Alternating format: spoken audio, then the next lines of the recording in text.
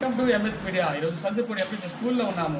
HM గారికి కొన్ని విషయాలు మాట్లాడుతున్నాం. నమస్తే సార్, చెప్పండి సార్, మీ స్కూల్ ఇంట్రడక్షన్ మరియు ఇన్ఫ్రాస్ట్రక్చర్ ఏ విధంగా ఉందో చెప్పగలుగుతారా? పాఠశాల పేరు ఎంబీబీఎస్ సందుపూడి పాఠశాల. ఇది మా స్కూలు ఆరునేడులో అన్ని ఇన్ఫ్రాస్ట్రక్చర్స్ బాగా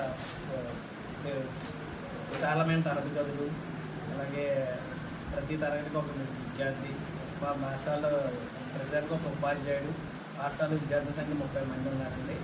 అలాగే ప్రతి తరగతికి ఫ్యాన్లు, electricity, water drinking water RO plant కూడా ఉంది.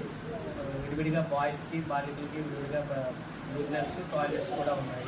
అవి కూడా వెస్ట్రన్ ఇండియన్ కూడా ఉన్నాయి. డ్రింకింగ్ వాటర్ ప్యూరిఫైడ్ వాటర్ వస్తుంది, 24 అవర్స్ ఉంటుంది. అలాగే ఒక కిచెన్ కూడా ఉంది, అందులోనే వాళ్ళు ఉంటారు.